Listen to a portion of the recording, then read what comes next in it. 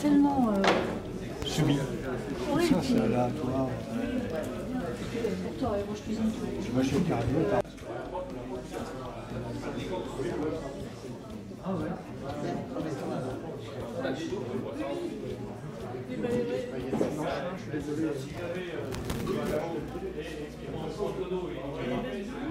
Bonjour, Bonjour, monsieur. est-ce que vous avez des nouveautés à nous proposer? Puis vous parlez par exemple de la bourge pleine de Naples, du potiron frise mineur, c'est ça? Winner, ouais. Et puis des tout petits là, les petits trucs là, je ne sais pas ce que c'est.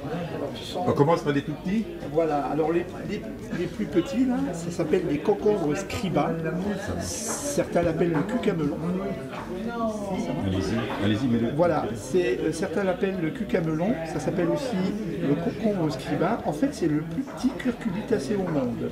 D'accord. Alors, cette plante, elle a une particularité, c'est qu'elle se mange comme des cacahuètes. Ok. Elle pousse sur des petites feuilles, c'est très envahissant. L'intérêt de ces plantes-là, c'est de les mettre le long d'un grillage, de les mettre le long d'une haie, elles vont envahir le grillage et elles vont donner une multitude de petites fleurs avec des abeilles. Et mes petites filles, elles mangent ça comme des cacahuètes, voyez.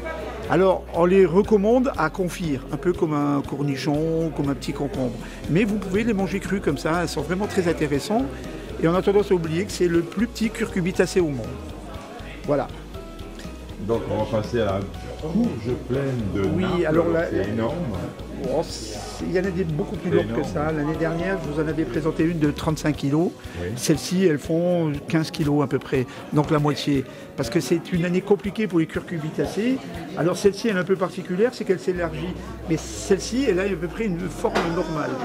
Voilà, alors la plaine de Naples, ben, comme son nom l'indique, c'est une courge d'origine d'Italie. Ouais. Et elle pousse comme un potiron classique, quoi, hein. La chair est très dense, les pépins se trouvent sur la partie basse du fruit, et c'est un goût assez sucré, et ça se mange en potage, c'est vraiment excellent. Oui, en soupe, comme vous voulez. Voilà.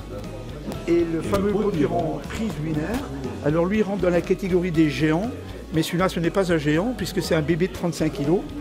Alors la raison, elle est simple, c'est qu'on a eu un printemps qui était froid et humide. Du coup, j'ai dû retarder la plantation. Si je l'avais planté, on va dire, un mois plus tôt, il aurait pu faire le double de ce poids. Le double, là il fait combien à peu près? 35 kg. 35. Le standard de ce curcubitacé-là, il est de pratiquement 100 kg. Mais pour faire un monstre de 100 kg, il faut démarrer très tôt dans la saison. Et si j'avais planté celui-là l'année dernière, j'aurais peut-être pu le faire. Parce que l'année dernière, on a eu très chaud.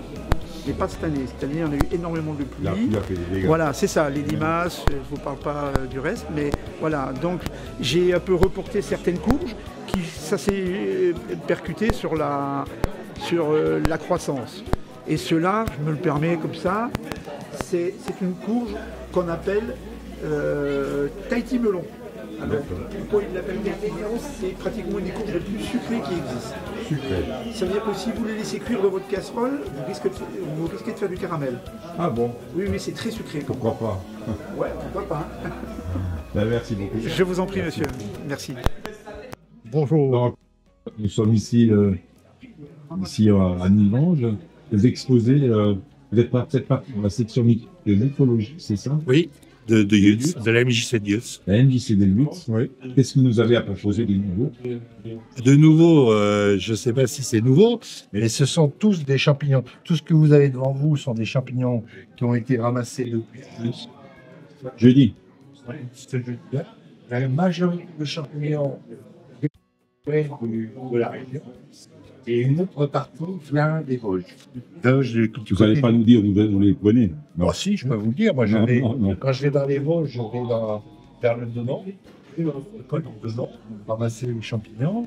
Et autrement, la majeure partie des champignons viennent soit de la forêt de Cansiche, soit de la forêt domaniale de Cire. Les gros qu'on voit ici, c'est quoi? Les gros que vous voyez ici sont Les gros, oui, ce sont des lépiotes racodes, on appelle ça. C'est la même famille que les coulmelles qui sont, on va dire, couramment connus. Et ils sont tous comestibles, bien Ah, sûr. tous ceux qui sont là ne sont pas forcément. Les lépiotes sont comestibles. Là, vous avez 2 cèpes, mais c'est des cèpes qui sont un peu âgés. Ils viennent on les a trouvés dans les Vosges. Vous avez un certain nombre de champignons. D'ailleurs, vous le voyez sur les étiquettes. Les étiquettes qui sont devant vous, quand elles sont vertes, Oui, ça signifie que le champignon est comestible. d'accord. Là, je vois une étiquette rouge, là. L'étiquette rouge, ça veut dire que c'est pas bon. C'est D'accord. toxique. Toxique.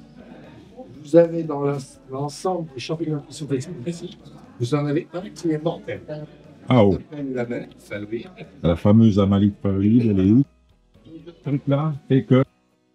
Ben, si vous ne soignez pas tout de suite, au bout de 70 heures, 72 heures à peu près, on ne vous récupère plus. Donc voilà. Oui, bon, ça... Donc, je pense que maintenant, avec la science, on peut encore rattraper les gens, mais normalement, elle est mortelle. Si vous ne faites pas attention, après, elle attaque les reins, donc le foie, le pancréas, Ah, d'accord. et donc là, on ne vous récupère plus. Est-ce que vous avez fait une formation spéciale pour connaître tout ça ou est-ce que... Alors, Bertrand est mieux placé que moi qui vous en parler, parce que lui, ça fait une trentaine d'années qu'il étudie les champignons avec la section de Cellus. Les gens qui vont former, malheureusement, ils sont spécialisés, mais c'est des gens qui étaient passionnés par et qui ont fait des études avec des bouquins, avec des microscopes, qui ont fait des études pour essayer de déterminer. J'en fais des formations en région parisienne aussi. Et certains ont fait des formations en région parisienne. Autrement, c'est souvent sur le terrain, avec des gens qui connaissent un peu plus que les autres, les champignons qui vont les reconnaître. Beaucoup. Ça, c'est quoi, ça? J'allais dire tout bêtement, c'est quoi, ça? Alors, c'est ce qu'on appelle des polypores. Ah, Donc, c'est des champignons qui poussent sur les arbres. Comme vous voyez, là, Ouais, on a je vois découpé qu'il y a des carrément l'écorce. Bon, ça, on le prend parce que c'est un peu fort. Mais c'est des champignons qui poussent sur les arbres, qui sont à la fois saprophytes et parasites, et ils commencent à affaiblir les arbres et ils finissent par les tuer. carrément aussi gros que ça. Oui. C'est incroyable. Ah, ça se mange pas. Hein. Mais non, mais d'accord. mais Mais ils ont leur utilité. j'ai jamais vu aussi gros que ça sur une écorce. Ils ont leur utilité. Dans le temps, on les utilisait, Ça, c'est on les mettait dans les cheminées. Dans les cheminées. Oui. Sinon, ils ne brûlent pas, ils se consument. Et puis, vous les mettez le soir, ce qui remplace les briquettes. Vous D'accord. le mettez le soir, le lendemain, vous voyez, la caisse soufflée, les braises repartent et vous le rallumez. Comme quoi, tout est bon dans la nature. Et en plus, son nom, on doit le connaître, ça. Amadouvier. Amadouvier, là. Non, ça c'est pour le site faut mettre ça là. L'amadouvier, l'amadou, on utilisait pour les pierres à briquet. Et bon, il y en a certains qui l'utilisaient en pharmacie, en poudre, comme cicatrisant. Donc, vous vous blessez, vous mettez la poudre et bon, maintenant on a d'autres médicaments pour. Hein. Moi, car il est tout frais, celui-là, on l'a coupé, là, le toucher. C'est du boulot, c'est le polypore du boulot. Touché en dessous, vous voyez. D'accord. Il y en a qui sont. Il y a deux. Il y a le polypore soufré qui est magnifique, c'est orange et tout ça. Et quand il est jeune, il est comestible. Parce que alors dès qu'il commence à vieillir. Donc le problème, c'est quand ça s'attaque à un arbre, là, il faut. Là, on peut foutre. Ah oui. Merci beaucoup. Service. Alors, pour Halloween Ouais, tout est prêt. automne, quoi. Ouais, automne et Halloween, ouais. Tout est prêt. Tout est prêt. Et ça, c'était avec des... Ça, Oui. c'est de la fête. Ça peut être fini. Voilà, que je façonne. Et que je mets quelque chose dedans, d'avoue, pour faire. Et les chapeaux de sorcière, les corées. Super. Ça change de Noël. Ben oui, ça vient là. Ça va, ça va durer. À bientôt. À bientôt.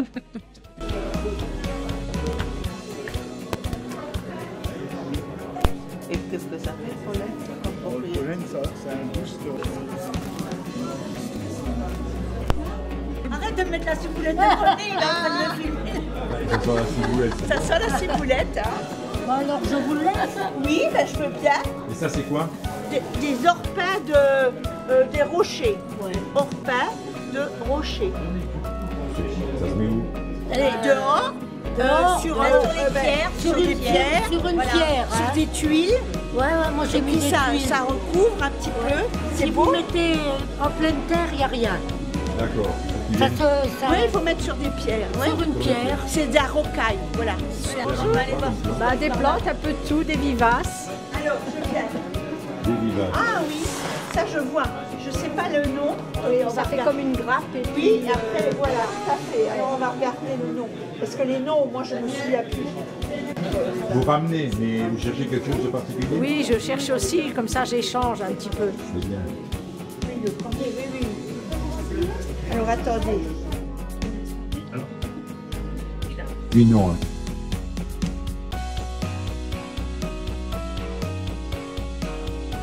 Bonjour. Oui, bonjour. C'est composition florale. Oui, c'est fleurs ça, séchées. exactement. Donc, ce sont des couronnes et des petits arrangements à base de fleurs séchées, d'éléments naturels qui sont coulés. Vous prenez les fleurs, vous les faites sécher, vous les prenez déjà faites ou... Alors, il y a des fleurs que je fais sécher moi-même et des fleurs que j'achète. Parce que D'accord. je les trouve pas dans la nature ni dans mon jardin. Donc vous faites des cadres. Voilà, donc il y a des cadres, des couronnes, des petits arrangements. Mhm. Posés sur un- Et c'est votre passion? Oui. J'ai été fleuriste pendant, on va dire, 14 ans. Ah ouais. Donc j'ai arrêté, je continue à faire des petites choses comme ça pour mon plaisir, effectivement. Et bonne continuation, c'est beau. Voilà, et du coup, je les vends pour pouvoir continuer à en faire, puisqu'après, j'ai plus de place dans la maison. Est-ce que le marché de Noël, par hasard? Oui, je serai au marché de Noël, Ouais. avec des fleurs séchées et d'autres choses, des décos plus typées Noël, effectivement. Voilà, À toi alors. à bientôt.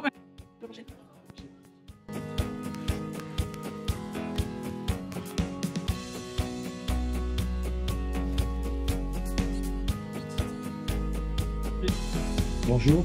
Bonjour. Vous ramenez Me quoi revoilà. Des fraises, des carex, une patate douce, et puis une chair, mais elle est déjà partie. Déjà parti. Voilà. Tout est réglé, tout est reparti. C'est de la barra des bois. Allez-y, je vous laisse la place. Elle est notée quand même, Marie. Par contre, elles sont toutes emmêlées. Et vous cherchez quelque chose de particulier? Non, des fleurs. Des fleurs. Alors attendez, on va mettre ça. Bonjour. Je suis intrigué par toutes ces qu'est-ce qu'on peut dire ça, Ces graines, ces graines. Alors ça vient d'où ça? alors toutes ces graines et ces cosses viennent de Guyane. On a vécu en Guyane pendant 6 ans, donc nos week-ends, on les passait en forêt D'accord. et on allait chercher, collecter les graines, les orchidées, voilà. Les yeux de bœuf, c'est quoi ça? Alors, ce sont des graines d'arbres. Alors, l'arbre, il fait 30 mètres de haut. Hein. Moi, je ramène ces graines-là pour montrer déjà ce que c'est, qu'est-ce qu'il y a en Guyane. Hein. Et beaucoup de personnes m'en prennent pour faire des bijoux. Ah ok. Des bijoux Ça se plante pas quoi. de la collection. Non, ça ne plante pas.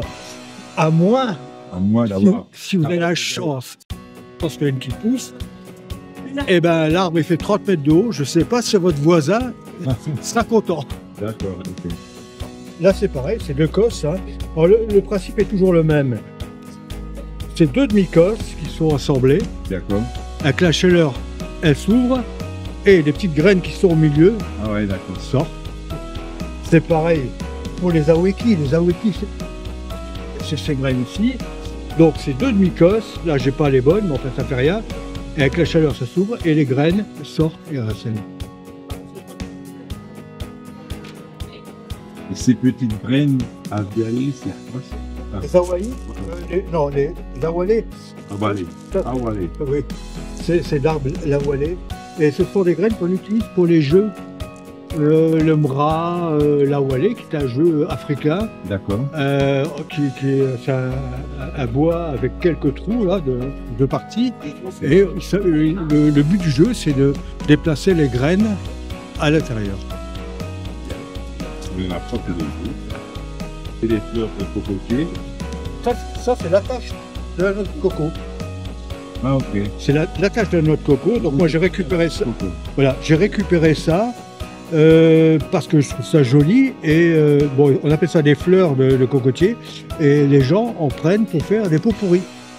Ah, d'accord. Ce- Alors ça, ce sont des calebasses, mais celles-là, elles viennent pas de Guyane. On les a pris au Suriname. Suriname, qui est donc le pays à côté de la Guyane. D'accord. Elles ont une particularité, c'est qu'elles sont plus petites et puis elles sont beaucoup plus lisses que les calebasses de Guyane. C'est une calebasse de Ok, Guyane. ça, c'est gros ça. Voilà. Là, ça c'est deux demi-calebasses. Lorsqu'elles sont pleines, elles sont certes pour faire une bombe. Ah oui. Ah oui, ça peut servir. Et il y a une autre utilité, ils s'en servent aussi pour récoper dans les pirogues. Donc le fond de la pirogue, Ah oui. c'est récopé avec la calebasse. Ok. Eh bien, c'est super. Voilà. Merci beaucoup. Et de rien. Mais la grosse, c'est La que grosse tu m'attends. C'est grosse pampa. Je vais les couper autour Ouais. et essayer de faire quelques replans.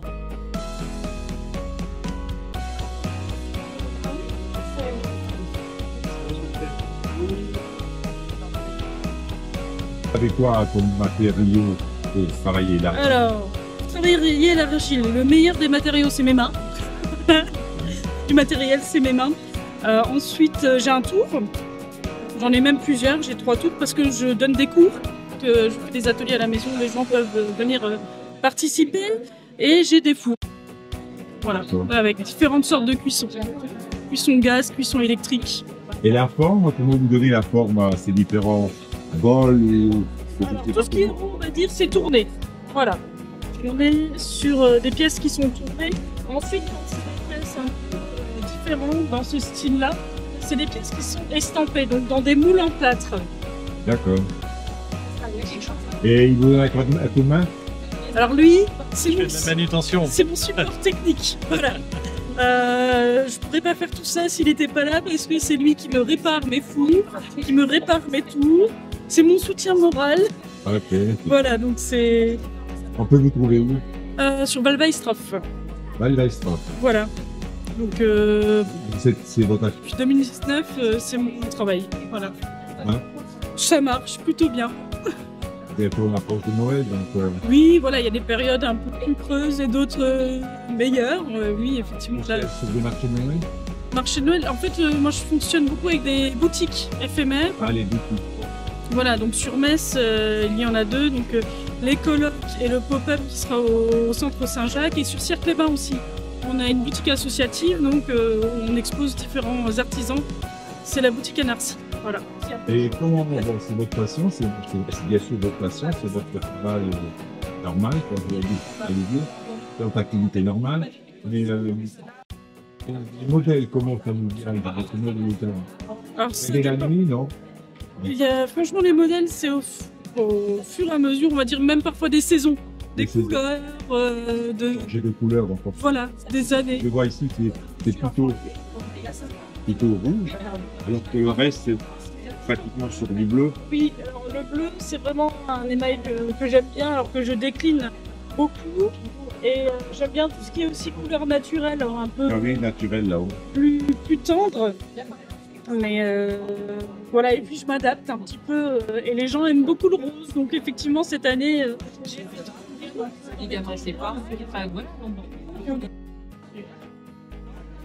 Merci beaucoup. Merci Merci. à tous les deux. Merci. Voilà. C'est un peu... Oui, voilà. Champignons, il faut un peu de barbeau. Faites quoi de beau? On glande, monsieur. Je glande. C'est pas marqué, faut pas laisser ça. Bah, c'est la vérité pourtant. Après, vous en faites ce que vous voulez de ma vérité. Mais là, ça sera un gland. Non, c'est pas gland, c'est des champignons. Non, là, ça sera un gland. Oui, c'est parce que t'as les champignons partout, ouais. Si vous revenez dans quelques minutes, il y aura un gland. Un gland de plus. En nature, on retrouve des éléments d'anatomie. Hein. Okay. C'est vrai. Une noix, un cerveau. On laisse la place à l'imagination. Voilà, c'est ça.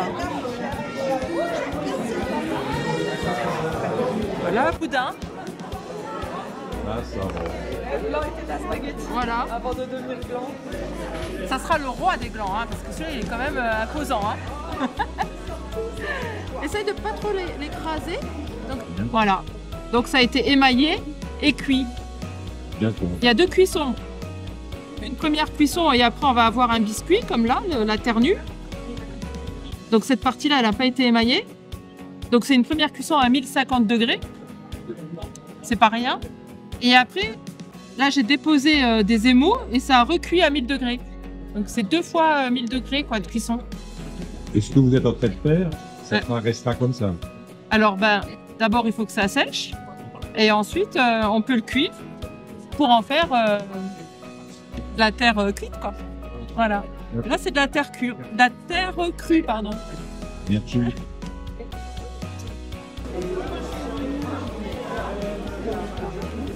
Sinon, je peux tout faire monter.